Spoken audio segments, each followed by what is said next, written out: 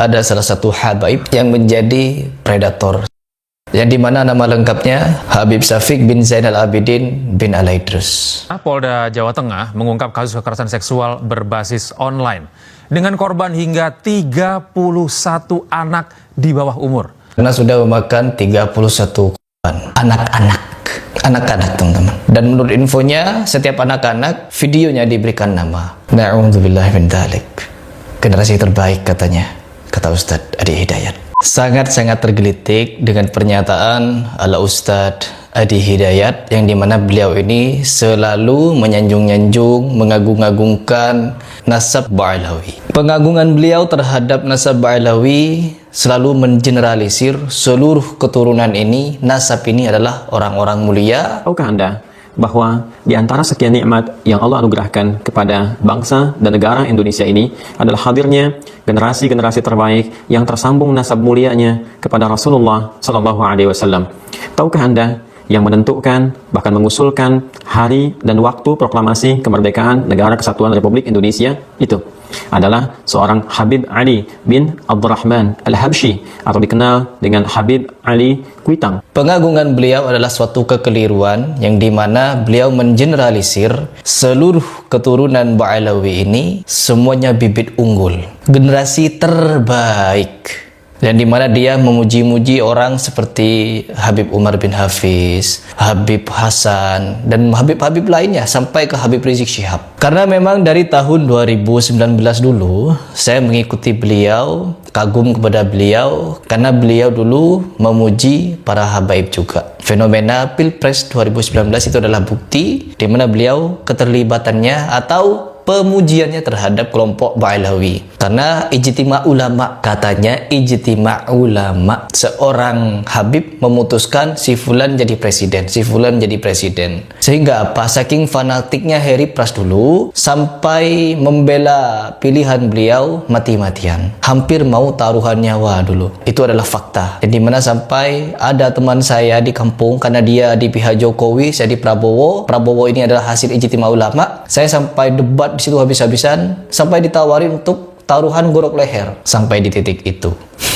Namun sekarang saya ingin mengajak kalian berpikir, ingin mengajak kalian merenung, yang dimana Ustadz Adi Hidayat ini adalah seorang manusia juga, yang bisa luput, yang bisa khilaf, yang bisa salah, bisa keliru. Namanya manusia teman-teman, sama seperti kita. Namun pengagungan terhadap Ustadz Adi Hidayat yang secara berlebihan itu juga salah, yang dimana ketika beliau menyatakan Ba'alawi ini adalah generasi terbaik yang ada di dunia gitu, kalau saya pribadi boleh untuk tidak setuju, ya saya tidak setuju. Karena sudah beberapa kali saya bongkar banyak oknum-oknum habaib melakukan tindakan-tindakan asus, ya, dan lain sebagainya, penipuannya bukan kaleng-kaleng teman-teman, menipu umat dengan bergelar Habib, berceramah, memimpin majelis sholawat, tapi melakukan tindakan, ya kalian tahu sendiri sudah berapa Habib saya bahas. Dan sekarang beberapa jam yang lalu, mungkin tadi malam tanggal 2 Mei 2025, tertangkap seorang habaib, yang dimana habaib ini membuat film porno dengan santri-santri atau dengan anak-anak remaja teman-teman. Ya Allah, ada beritanya. Seorang keturunan Nabi, generasi terbaik, Generasi-generasi terbaik yang tersambung nasab mulianya kepada Rasulullah Sallallahu Alaihi Wasallam. Data yang kami miliki dari handphone pelaku, ada 21 korban, ya, anak-anak di bawah umur. Ustadz Adi Hidayat bukan malaikat yang bisa mengetahui setiap hati manusia sampai dia mengatakan keturunan Ba'alawi adalah generasi terbaik. No, dia manusia teman-teman, sama seperti kita bisa salah juga. Dan pernyataan seperti itu salah. Kita wajib untuk meluruskannya, bukan mendiamkannya, mengiyakan setiap yang dia katakan. Yang beliau katakan adalah sesuatu yang tidak benar. Ya, tidak benar ya Ustadz Adi ya. Tetapi perlu kami sampaikan kembali, ada perkembangan terbaru, hasil pengembangan kembali, ya, ada penambahan. Jadi bukan 21 lagi anak, ya, ada 31 anak di bawah umur yang telah menjadi korban kejahatan pelaku. Korban ini adalah anak-anak di bawah umur. Paling tinggi umurnya itu sekitar 16-17, paling tinggi, ya. Umumnya adalah umur 12, 14, ya. Dan yang paling terakhir itu ada yang SMA kelas 2.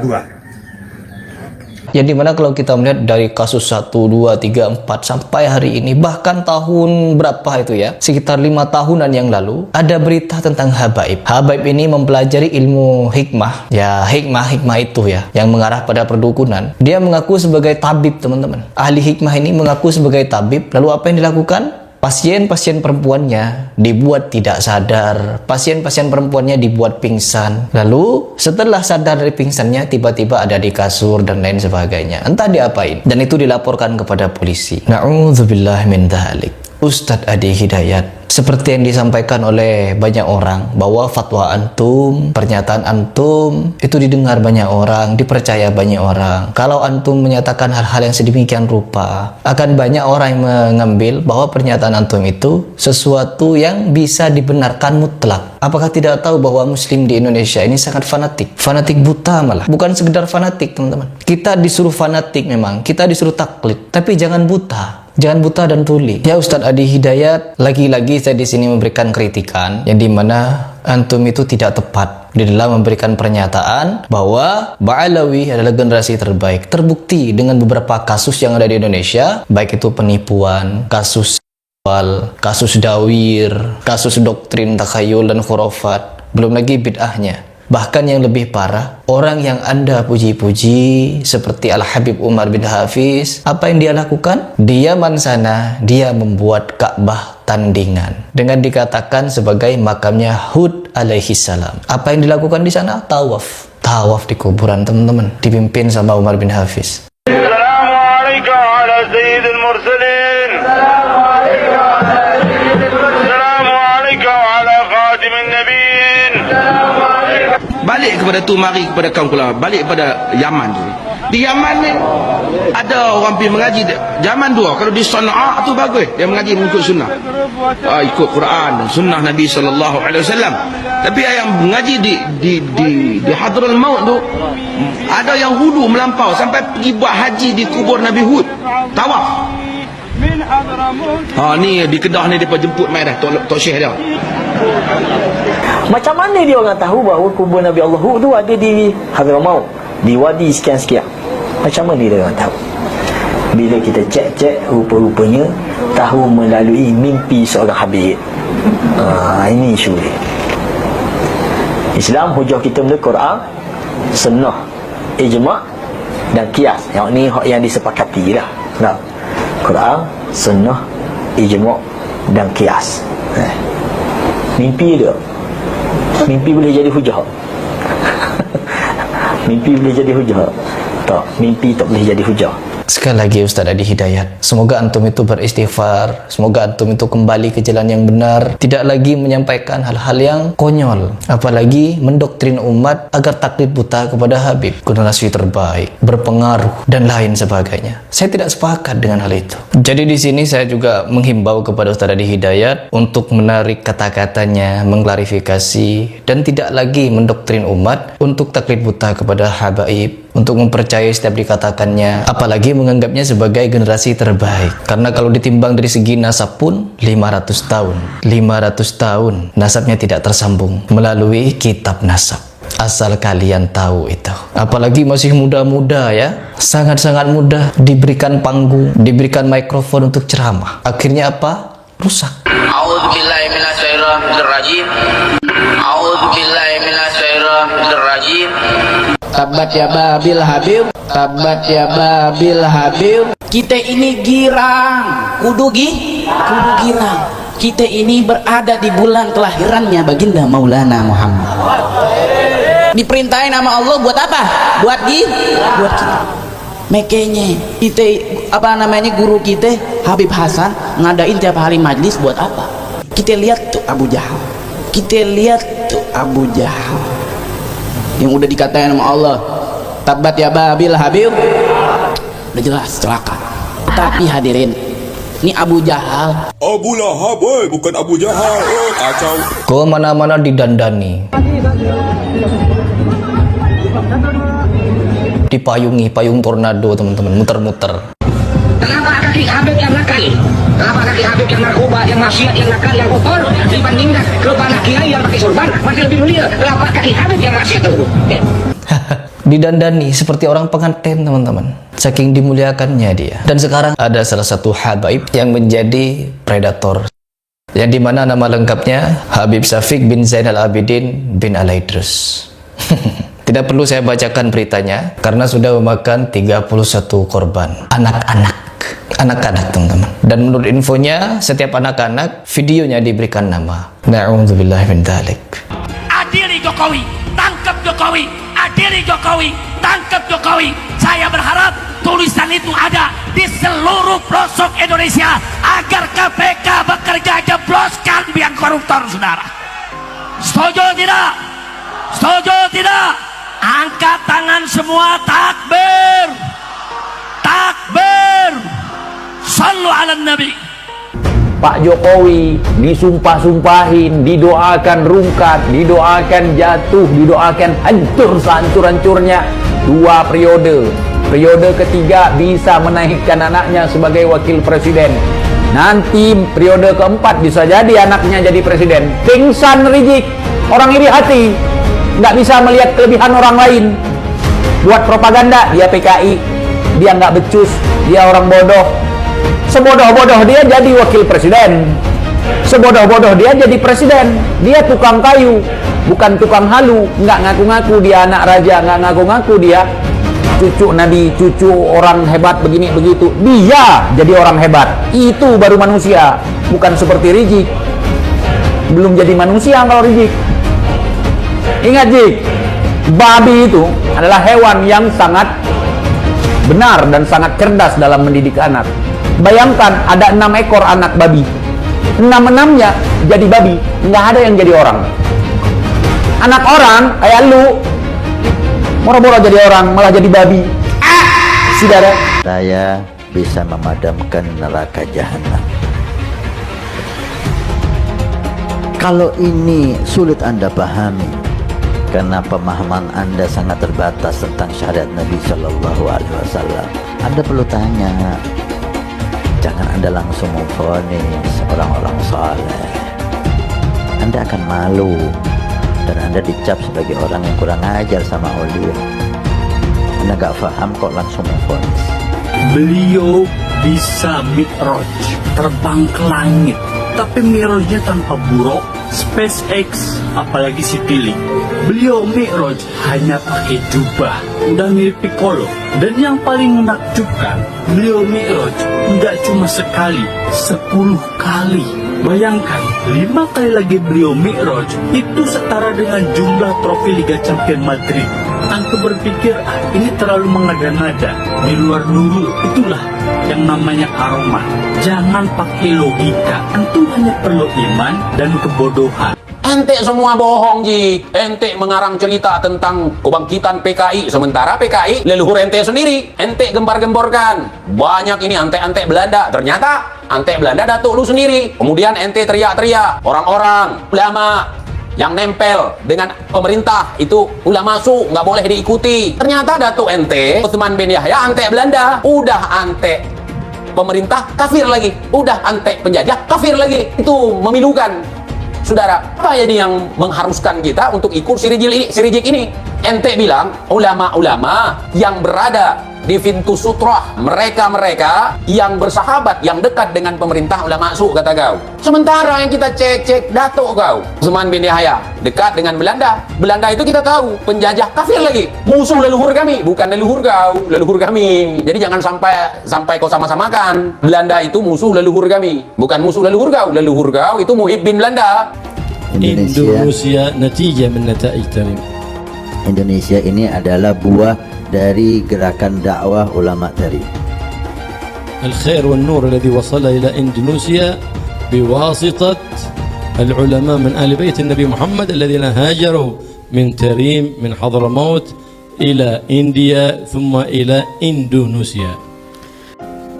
Islam yang ada di Indonesia ini adalah sumbernya daripada ulama dan ahlul bait yang dari kota Tarim Hadramaut yang hijrah dari negerinya mampir ke India kemudian datang ke Indonesia. ولو جئنا ونظرنا في سيرته وتاريخه ولسانه لوجدنا ذلك الاتصال قديما ارتباطا وثيقا لا ينفك. Kalau kita kembali ke sejarah kita, yaitu Wali Songo, yang mana mereka itu dari Tarim Hadramaut, maka kita akan sadar Indonesia dan Tarim tidak bisa. Yang merendahkan Ahlul Bait, cucu Nabi, kelak akan bertanggung jawab di hadapan Rasulullah SAW.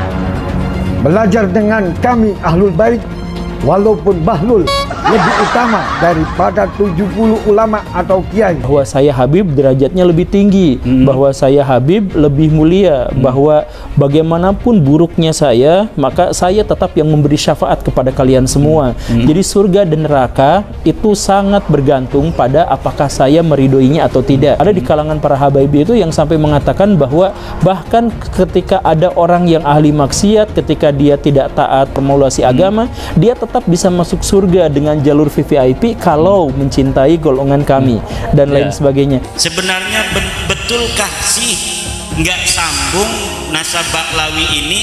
Betul Pak, nasab Ba'lawi ini tidak tersambung, dan saya sering ditanya apakah bertanggung jawab nanti di akhirat. Saya katakan berulang-ulang, saya bertanggung jawab di akhirat bahwa Ba'lawi ini bukan turun Nabi secara ilmiah. Haplog grupnya saja itu sudah melenceng, tapi masih kekeh ingin disebut sebagai turunan Nabi.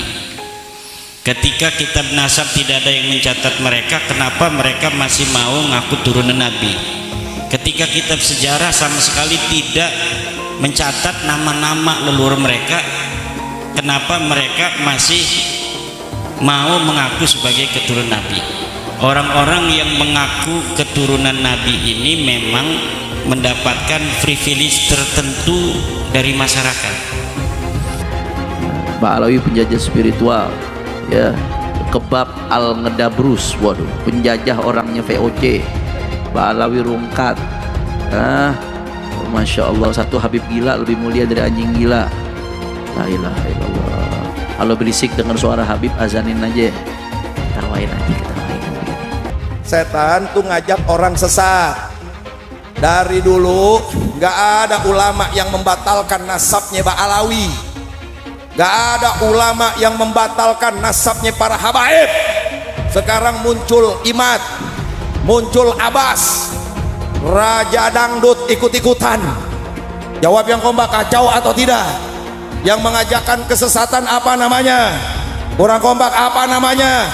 Ini Imad mengajarkan kesesatan, berarti Imad. Kurang kompak, Imad. Abbas buntet mengajarkan kesesatan, berarti Abbas. Ya Allah, hati-hati Bapak Ibu. Yang suka ngajak sesat apa namanya? Apa namanya? Nah ini Imad berarti, Abbas buntet berarti, Roma Irama berarti setan. Takdir Allah dibicarakan, apakah begini dan begitu. Sifat Al-Quran itu apakah makhluk Allah atau bukan. Kenapa yang dibahas itu adalah hal yang semacam itu? Detik ini ketika saya sedang ngomong di sini, ada orang-orang Cina yang sedang bikin komputer super, komputer kuantum. Dan kalau misalkan itu sudah mewujud, maka mereka bisa menguasai dunia. Di Jepang dan di Korea sekarang sedang bikin nanoteknologi. Amerika Serikat sedang mengembangkan AI. Coba saya tanyakan, perintah Allah adalah untuk membahas hal-hal seperti itu, mengkaji hal-hal seperti itu, mengkaji ayat-ayat kauniyah, membahas tentang ciptaan-ciptaan Allah. Tapi kita tidak melakukan seperti itu. Yang kita lakukan adalah membahas tentang Allah, tentang takdir, tentang perbuatan Allah, lalu kita klaim sama-sama, kamu masuk neraka. Itu kan gitu kan kita tuh sekarang tuh kan, itu perbuatan-perbuatan Allah, tapi malah kita yang mengklaimnya. Kamu masuk neraka, kamu masuk surga, kamu selamat, kamu tidak selamat, dia syahid. Tahu dari mana itu? Itu kan perbuatan-perbuatan Allah, tapi itulah yang jadi bahan perdebatan kita. Perdebatan kita di ruangan ini sekarang. Taubat kalian semua. Itu leluhur kami Al-Faqih Muqaddam. Mi'raj satu malam 70 kali. Rasulullah sallallahu alaihi wasallam hanya diizinkan Allah mi'raj ke Sidratul Muntaha seumur hidup 1 kali. Ketika ada orang mengatakan bahwa moyang kami bisa mi'raj 1 malam 70 kali, ini telah merendahkan Rasulullah, telah menghina Rasulullah sallallahu alaihi wasallam. Ada lagi berita-berita khurafat. Leluhur kami kalau tidak malu sama Allah dapat memadamkan api neraka cuma dengan kelingking. Ini menghina Nabi, sekarang menghina Allah subhanahu wa ta'ala. Banyak lagi cerita seperti itu. Leluhur mereka semuanya wali, bisa nurunkan emas dari langit. Yaman itu negeri paling miskin di Timur Tengah. Bagaimana kita percaya dia bisa nurunin emas dari langit? Nah, ini membuat satu faktor menguatnya saya, keraguan saya tentang apa iya cucu Nabi ini kayak begini. Dari 3 disiplin ilmu ini, menurut sejarah, menurut ilmu nasab, menurut ilmu filologi, menurut ilmu DNA, maka muncullah hakul yakin bahwa Ba'alawi bukan keturunan Nabi Sallallahu Alaihi Wasallam. Mitos tentang kesucian Habib di Indonesia perlahan runtuh. Bila semula para Habib seperti Rizik Syihab atau Bahar Smith dipercaya sebagai manusia suci yang harus dipercaya dan diikuti perintahnya, rasa hormat terhadap para Habib pun perlahan memudar. Di beberapa daerah saat ini berulang kali terjadi pembongkaran makam Habib Keramat. Pembongkaran makam ini adalah bagian dari gejala lebih besar pembongkaran kepalsuan tentang Habib sebagai keturunan Nabi Muhammad. Para Habib di Indonesia tidak bisa dianggap sebagai keturunan Nabi Muhammad. Para Habib seperti Habib Rizik Syihab atau Habib Bahar Smith justru melanggar ajaran Islam. Sudah saatnya masyarakat Indonesia tidak lagi percaya pada mitos-mitos tentang Habib sebagai keturunan Nabi yang suci. Habib Bahar berkata, satu Habib lebih utama daripada 70 kiai. Yang ngomong bukan Bahar bin Smith. Itu saya lagi buka kitab, bukan lagi ceramah. Saya lagi ngajar santri, biar santri ini tahu Thariqah Ba'alawi syarifun wahidun, satu Habib afdal min 70 aliman, lebih utama daripada 70 alim. Satu kaki Habib itu lebih tinggi, lebih mulia dari 70 kepala kiai, kan gitu. Itu kan penghinaan betul. Kalau orang tidak terhina dengan ini, saya kira tidak, rasa kebangsaannya rendah. Karena itu dinyatakan, harusnya ditegur lah. Habib itu meskipun mabuk, berzina, itu jangan dimarahi. Karena kalau Habib itu pasti masuk surga. Nah, yang begitu itu membodohi bangsa Indonesia. Habib gila pun, kalau turun Nabi gila sekalipun tidak apa-apa, itu masuk surga, kan gitu. Kalau kayak Indonesia tuh apa? Kamu kan kalau tidak ada Habib, kamu nyembah batu kan? Masa iya begitu? Saya ini tidak tahu ya sejak kapan munculnya Habib ini sebagai kelas sosial yang tinggi gitu ya. Ba'alawi kalau bagi saya bukan gitu ya, bukan turunan Nabi, karena dari filologi jelas ya, kemudian dari historik jelas, kemudian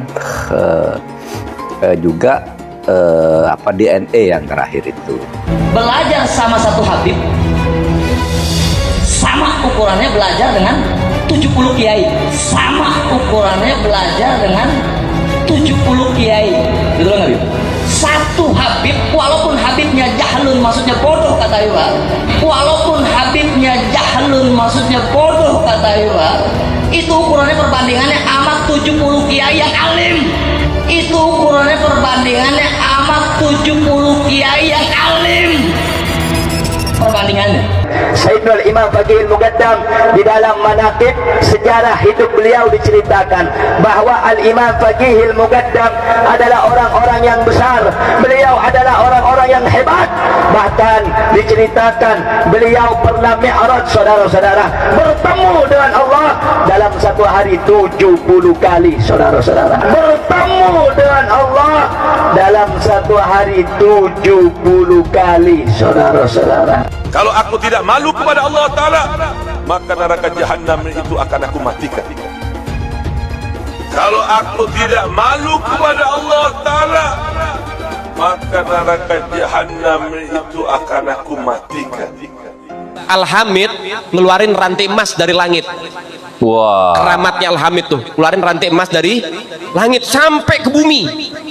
Lagi ngobrol sama kakaknya Al-Muhdhar nih, Syekh Umar Muhdhar. Ayo wahai Syekh Umar Muhdhar, dilihat keramatannya, nurunin rantai emas dari langit sampai ke depan dia. Ini Habib Syekh Umar Muhdhar ketawa doang. Dia bilang sama adiknya, Al-Hamid, coba lihat tuh paling atas siapa? Gak tahu, ada Syekh Umar Muhdhar megangin rantai dari atas. Beliau angkat tangan kepada Allah Subhanahu wa taala sambil mengatakan, ya sama subbil laban walad Abdullah dakhal adan. Wahai yang menciptakan langit, yaitu Allah, turunkan hujan susu. Turunkan hujan susu. Dihujani apa? Susu. Subbil laban, hujankan susu. Walad Abdullah dakhal adan, karena saya anaknya bapak saya Habib Abdullah bin Abi Bakar mau masuk ke kota ini. Gak lama dari selesai doanya beliau langsung hujan susu. Masya Allah. Ada muridnya Habib Salim Jindan namanya Abdurrahman. Nih Bang Maman, kalau kita panggil Bang Maman. Bang Maman ini sholatnya berantakan.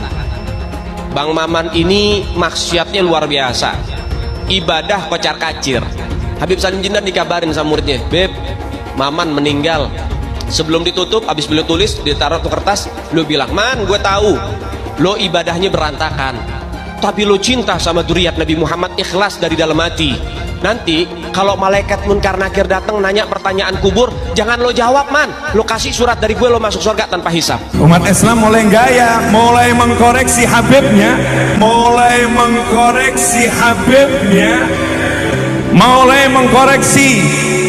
mengkoreksi ulama-ulama dari anak cucu Nabi Muhammad SAW. Orang yang seperti itu mirip dengan iblis.